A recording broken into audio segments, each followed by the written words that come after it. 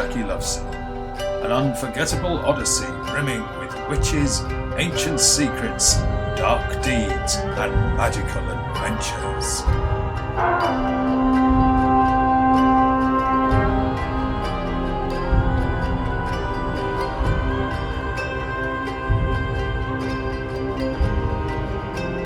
Part 2. The Great Crossing.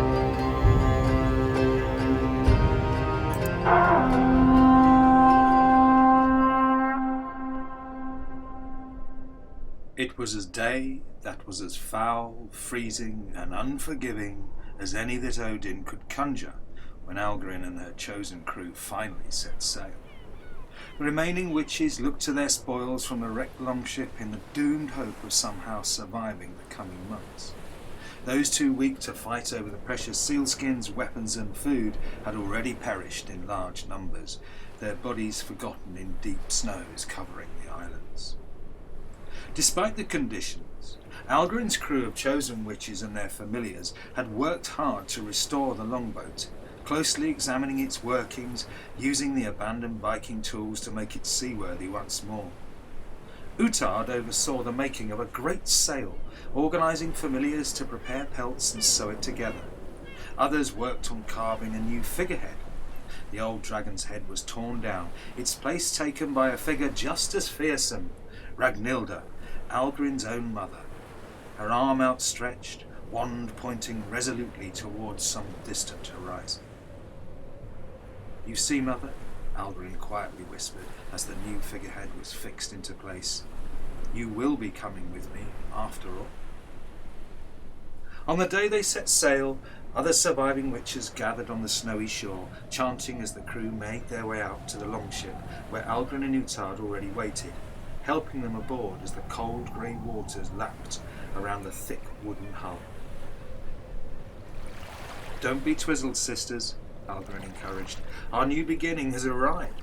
A magical destiny waits for us beyond the edge of the Icy Seas." Those that felt less assured said nothing, fearful of what lay ahead, yet all too glad to be leaving the ravages of the hostile winter. Silently, they took their places behind the oars, instructing their familiars to do the same. "Whatever lies ahead, whatever splurks beasts in the sea sends, we will prevail," Algorin cried, sending one last booming vrusha high into the heavy grey sky, the explosion echoing round the bay.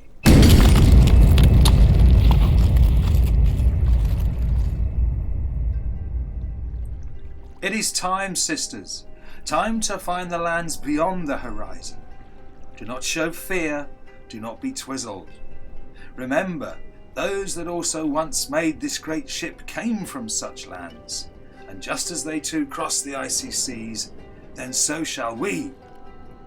She nodded to Utard, who unleashed the heavy sail, the boat immediately lurching as it billowed and caught the wind. "Don't worry," Utard assured Algorin. "It will hold." Algorin looked at the straining cloth, a large witch's hat emblazoned in the centre.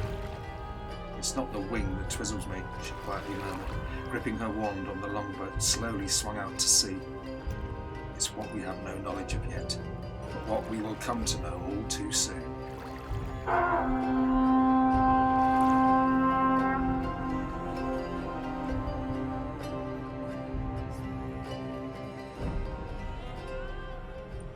Yet for all her fine words, courage, belief and determination to find new lands, Algorin knew nothing of the sea and its mysterious tidal workings.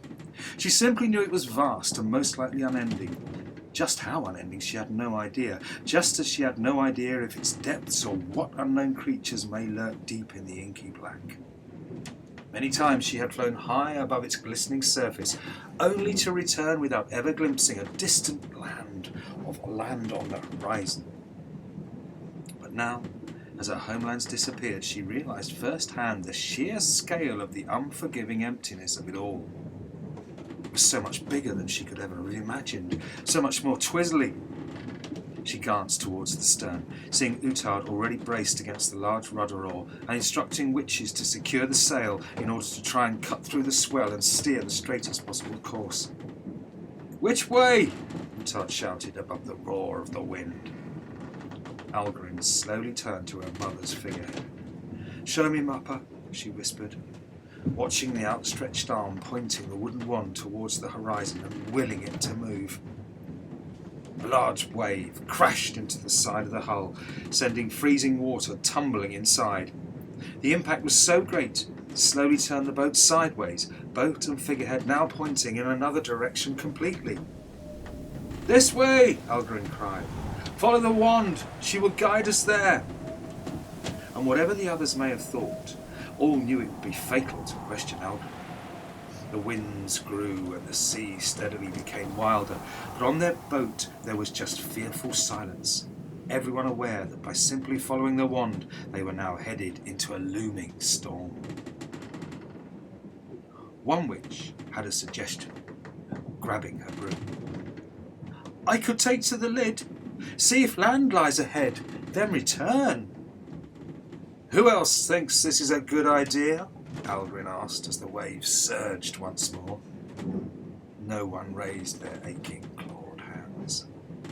Algorin turned to the witch, her smile as icy as the sea. "Then go. Find our new lands. Tell us which way they lie. Go." The witch needed no further encouragement, quickly straddling her broom and soaring away into the darkening sky. "You think she'll return?" Utard asked her. Algorin shrugged, calmly taking out her wand and shooting a bright blue streaking Vrusha into the clouds. Moments later, both witch and broom fell to the sea. "I rather doubt it." She turned to the others, fire in her eyes. "Who else wishes to leave? Who else wants to fly back home? If you do, do so now. I dare you. Take your chances against me and my wand." Not a single witch or familiar hardly dared breathe. Satisfied, she put away her wand as a huge lightning bolt crashed overhead, flashing the seas white and shaking the boat. Utard quickly ordered oars shipped and the sail broken down and fixed like a canopy above their cowering heads. "We must shelter, now!" For the next few hours, the witches and their familiars huddled under the sail as the storm raged all around them. Great waves tossed the boat, spilling onto the hull, the witches frantically scooping icy water into their hats and throwing it back overboard as quickly as they could. "Can't we use our magic?" one desperately asked, brandishing her wand. Another massive thunderclap exploded overhead.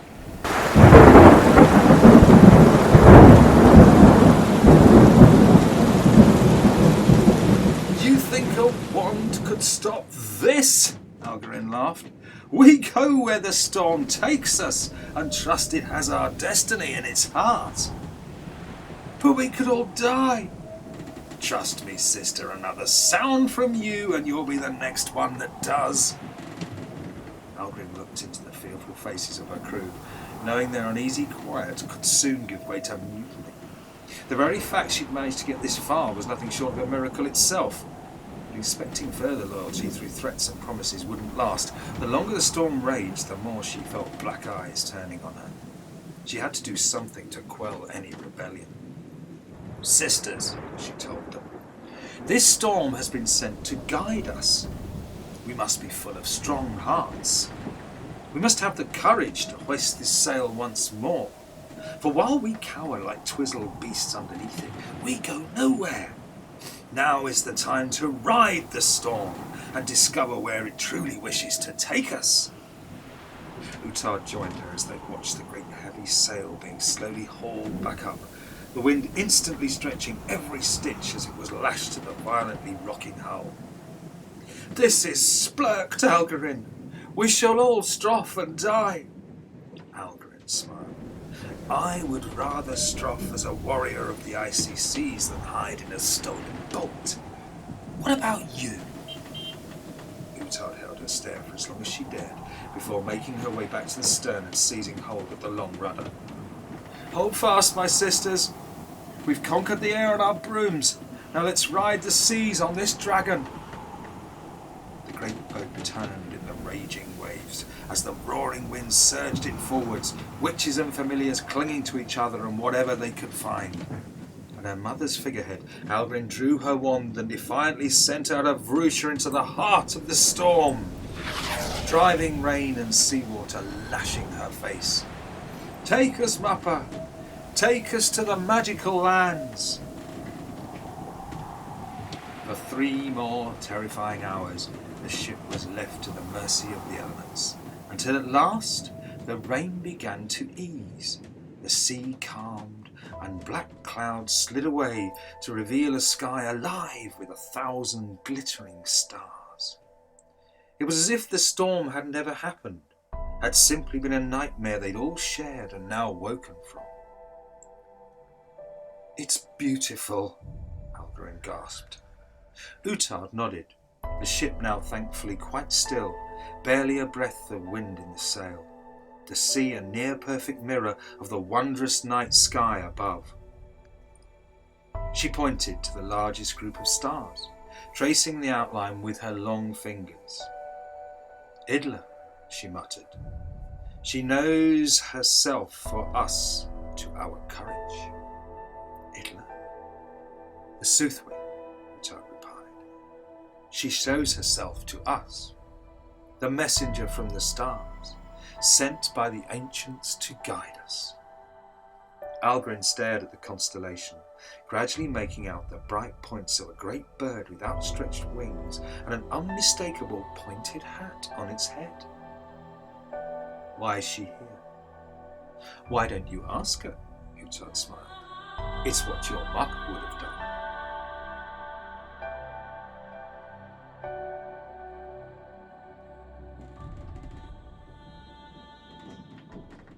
Algorin frowned, watching Utard take out a handful of small pebbles from a bag around her waist, recognising them instantly. Each was adorned with its own carved symbol. "How did you get those?" she demanded. "They belong to my Mappa." "Indeed, they are your Mappa's very own Ravenstones. But Ragnhilda gave them to me, for this moment, to give to you, Algorin. I trust you can remember how she taught you how to throw them?"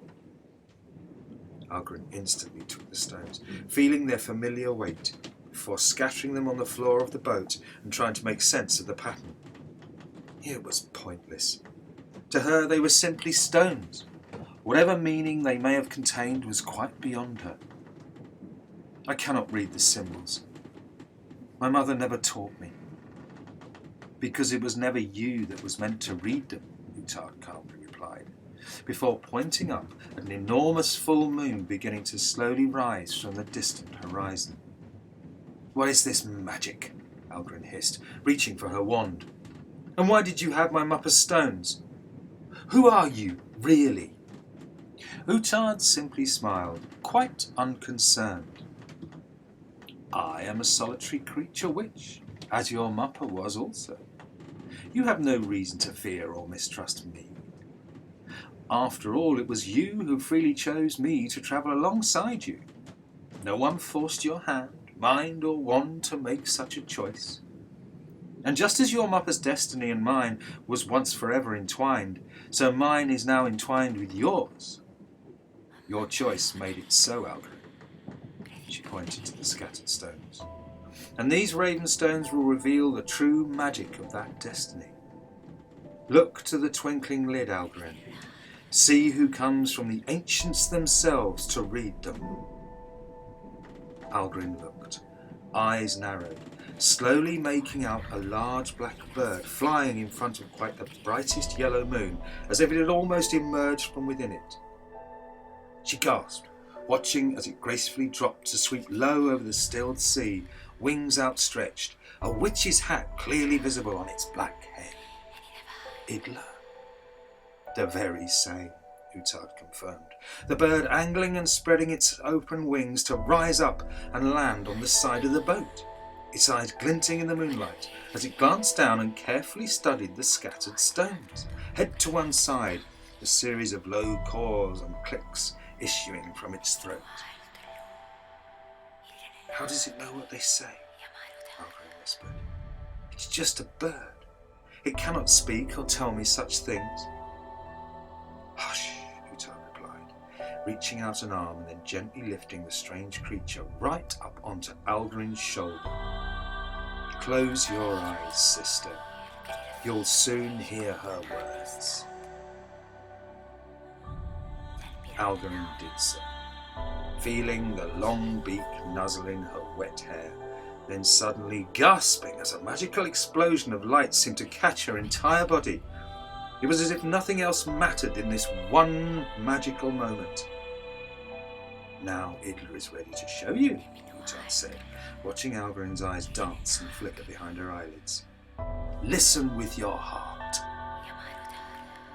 Gradually, Algorin began to hear a distant voice, calm, gentle, yet somehow resonating with the wisdom of all the black-hatted ages. Through the magical veil, after the 8 legs have been, you will rise above to Zorkly lands I have seen, there to begin your true destiny, far from these twizzly icy seas. What does she say? Utad asked, the others on the boat silently watching the strange ritual. What did the stones tell her? Algorin slowly opened her eyes, looking into the piercing blackness of the Soothwing's face. That we will rise above, that we will find new and magical lands, and that they will be Zorkly. Zorkly? Algorin watched as the bird flew slowly back out into the moonlight. I have no idea what it means either. Utad took a breath. Your mapper once talked of this word to me. Algorin narrowed her eyes. However much she liked Utad, there was too much about her she didn't understand. She picked the runestones up from the deck, questions needing to be answered. Why did you have these? She asked accusingly. Why would my mapper give them to you? Why haven't I ever met you before? Just who are you, really? If she was at all twizzled, Utad didn't show it, her voice as calm and steady as the boat upon the sea. The stones were always mine. I gave them to Ragnhilda a long time before you were even a glint in her witch's eye. But before Algorin could say more, something else had begun to make her hackles rise. All around the boat, a series of bubbles had slowly crept up from the depths and now broke on the calm, glassy sea. Witches and familiars peered overboard, equally confused. Wands at the ready, sisters, she commanded, as something began urgently scraping against the underside of the hull. Whatever lay below has been woken by the storm. She gripped the end of her wand, its tip already frizzing bright blue. What is it? A panicked witch cried. What's down there? I'm not so sure, Algorin replied, the surface beginning to ripple and thrash, that it's one of anything. All around the boat, long brittle legs broke the water. Bulbous scarred barnacles' abdomens followed. Sea spiders! Utad cried, seeing horrifying fangs and sets of glowing red eyes. Stroff them, sisters, or we drown here! The others needed no further encouragement, letting fly with shrieking blue vrooshes as dozens more of the beasts surfaced, each as big as the creature witches themselves, hooking their long front legs onto the hull and hauling their heavy bodies up onto the boat. 3 familiars were quickly taken, dragged and tossed into the sea. More spiders climbed the sides, the blue vrooshes merely bouncing off their hard bodies. Our wands are split! Utad cried, watching 3 spiders quickly surround one witch and drag her screaming into the sea. Algorin instinctively reached into the small bag around her waist and pulled out one of her stolen long claws. Its tip was still razor sharp. Use these! She cried, throwing it at the nearest spider as it reared, watching it tear into the soft green underside, the great beast crying out, crashing to the deck, its legs thrashing madly. Take them, she ordered, handing claws to as many witches and familiars as possible. Stroff the 8-legged! The witches hurled the claws at the sea spiders rearing, quickly throwing the twitching bodies overboard. Other spiders began climbing the sail to escape, their long, sharp legs ripping it, the whole ship rocking and swaying perilously. "The mast!" Utard cried. "It's breaking!" The wood began to crack into the wind before snapping and slowly falling into the sea, spilling spiders back into the icy depths as others pulled the huge mast down until nothing remained but the merest trace of receding bubbles. And for a while, the only sound was the short, sharp breaths of those on board, the sea once again as calm as it had been before the attack. "They'll be back," Algorin quietly said. "This time for the rest of us." "What did Idla say to you?" Utard pressed. "That the eight legs would come. And after a magic veil that we will rise above. But I have no idea what it meant. Yet it must be true. She has the voice of our ancestors, the Soothwing of the Lid." They busied themselves trying to heal the wounded, cutting away dangling ropes and repairing leaks in the battered hull. By dawn's first light, Algorin was able to see the damage the sea spiders had wrought.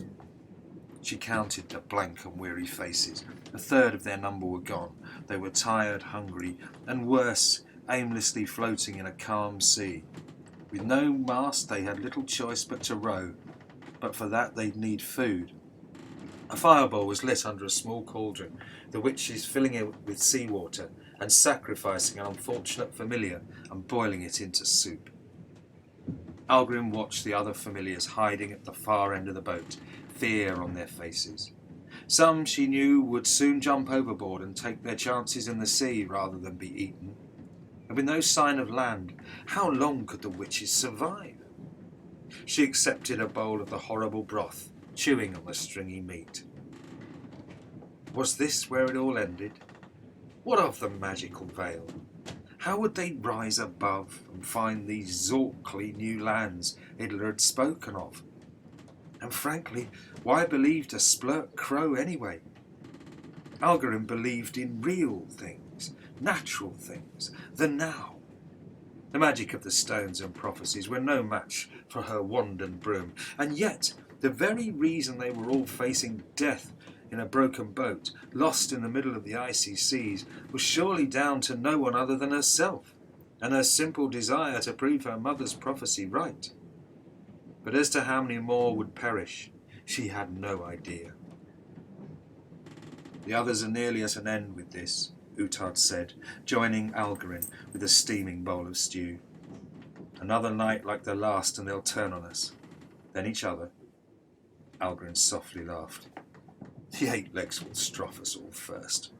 I've no more claws, our wands are useless, and our ship is splurked. We can row, but where to?" Utard turned to the figurehead. "Your mupper still points the way." Algorin sighed.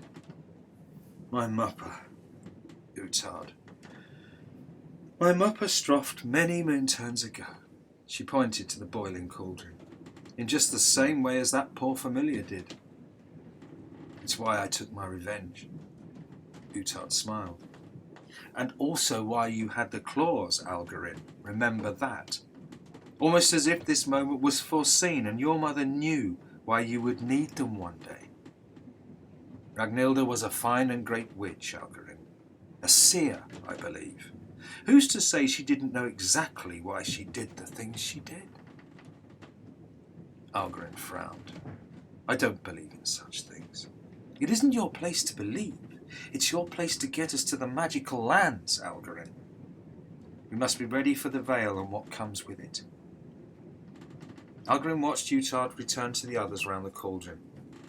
For a while she looked at the discarded ravenstones by her feet before, with a sudden roar of outrage that startled the boat, she threw them as far as she could into the freezing waters and angrily turned to her mother's figurehead. "Show me," she demanded. "Show me the way. I'm lost, Mupper, and whatever you thought I was, whatever you thought my destiny was, it's come to nothing. Your stones are as splurked as your words. We will all stroff because of you."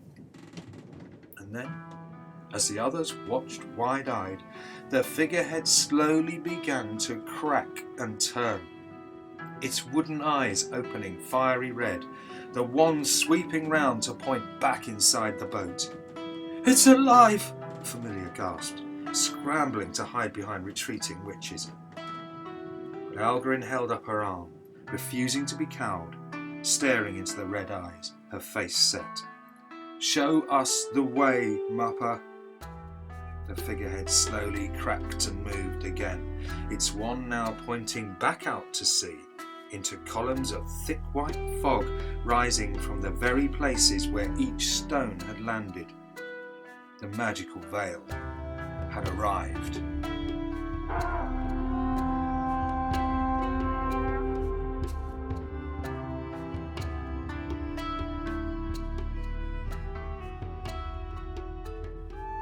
"To oars!" Algorin commanded, the boat slowly moving as witches and their familiars started to heave together. "Row, sisters! My Mupper, the great Ragnhilda, shows us the way!"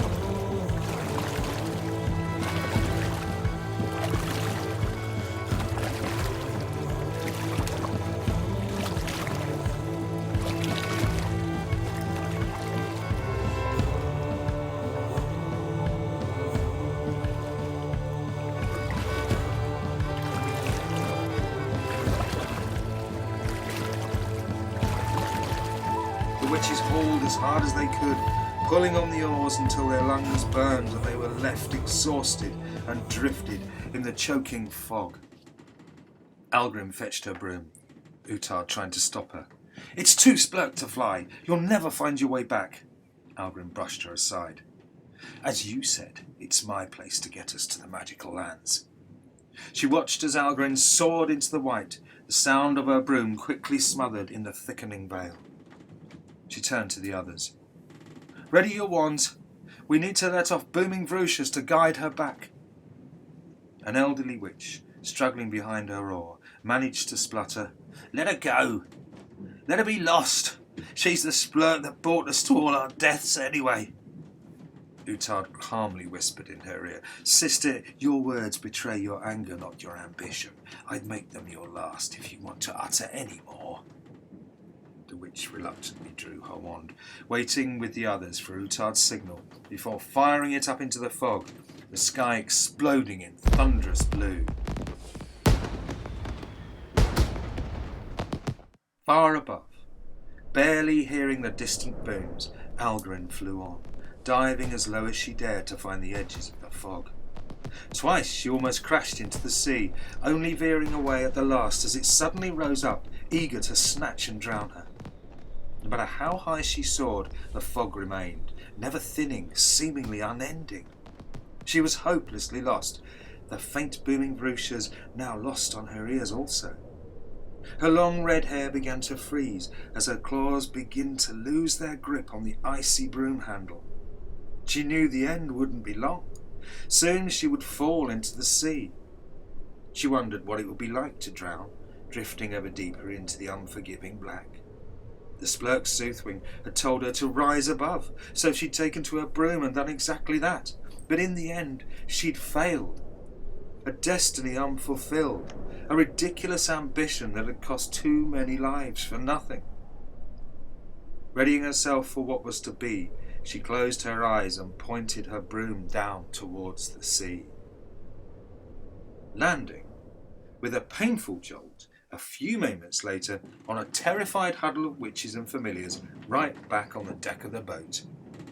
"Groidel shaman!" she exclaimed, painfully hoiding herself to her feet as others moaned and groaned. "What are you doing here?" Utard gave her back her hat. "The lid is curved," she said, looking up into the fog. "It brought you back to us. It's where you belong." "The lid? Our sky is curved?" "There is no other explanation. However far you'd flown, you would have always ended up here. The lid must be magicked, curved." Algorin looked at the miserable faces, some shocked, some twizzly, some completely blank. In all her years she'd never seen such a dispirited bunch of witches. The journey and the long preparations had broken them, or perhaps she had broken them. with empty promises and a dream of a destiny that was never really hers to either live or tell. Taking a breath, she turned to them.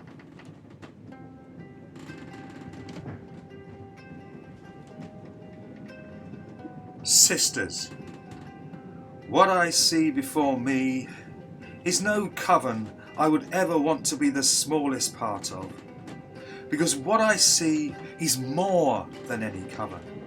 It's more than me, more than you, more than any of all our ancestors that went before us.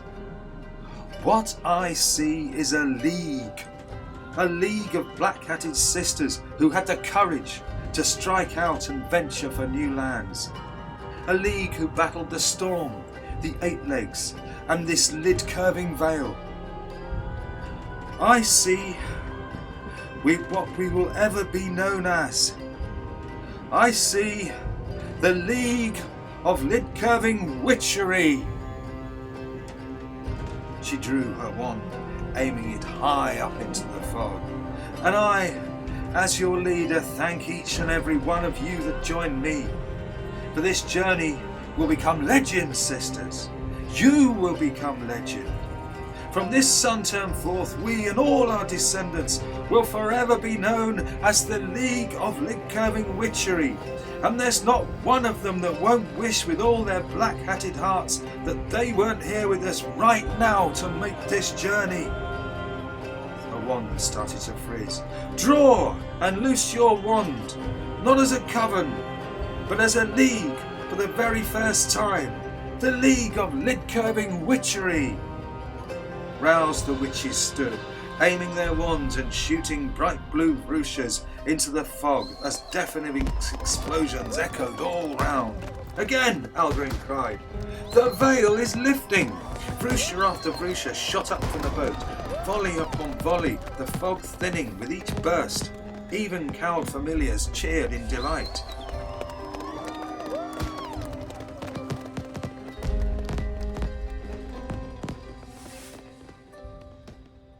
Soon it was over. The fog lifted, but the icy seas hadn't finished with them. The breathless witches watched in stunned silence as the bright morning sun seemed to suddenly shoot in an arc across the sky and plunge the day straight back into night.